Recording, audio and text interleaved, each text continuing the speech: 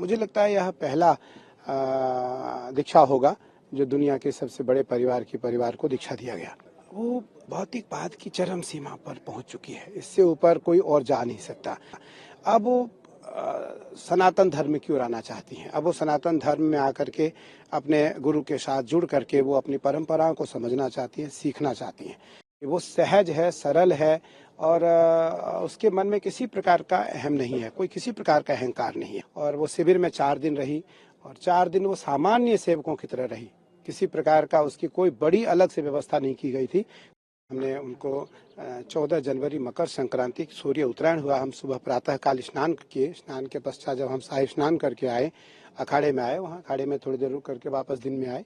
रात्रि में 10:10 पर उसको दीक्षा का मुहूर्त निकला ज्योतिष के माध्यम से और 10:10 पर उसे दीक्षित किया गया। मुझे लगता है यह पहला दीक्षा होगा जो दुनिया के सबसे बड़े परिवार को दीक्षा दिया गया। आपने उसका नाम भी रखा है, बेटी कहते हैं, क्या कहते हैं? अब वो मैंने 1 वर्ष पूर्व 18 फरवरी को हमने उसे कमला नाम दिया था, 18 फरवरी को।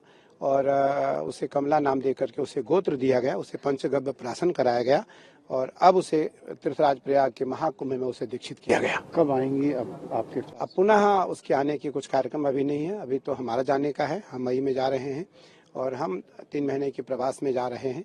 तो हम वहाँ जा कर के कुछ जो दुनिया के ऐसे परिवार हैं जिनको अपनी परंपराओं से जोड़ना है, सनातन से जोड़ना है, संस्कृति से जोड़ना है, उनको जोड़ना है। उसका मनोभाव क्या रहता है? क्यों भौतिकवाद से आध्यात्म की ओर ये लोग? वो भौतिकवाद की चरम सीमा पर पहुंच चुकी है, इससे ऊपर कोई और जा नहीं सकता।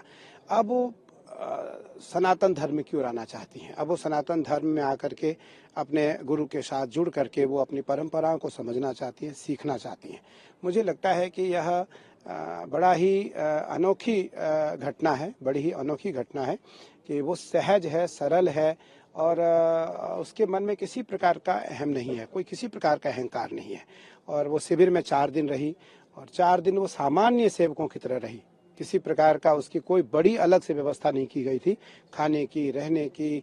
और पूजन में जब भी मैं पूजन बैठता आकर के चुपचाप वो हमारे पूजन में पीछे बैठ जाती थी। अपना काम खुद से करती थी?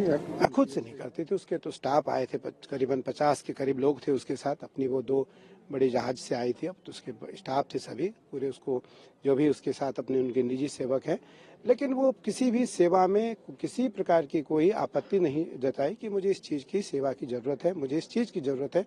जो उसे बिना लहसुन प्याज खाती है, लहसुन प्याज नहीं खाती है वो, लहसुन प्याज छोड़ दी है और शुद्ध शाकाहारी है। और मैं सबसे प्रसन्न इस बात पे हूँ कि वो बहुत सहज, बहुत सरल है, बहुत सहज और बहुत सरल है और मेरे प्रति उसका खूब अगाध स्नेह और श्रद्धा है।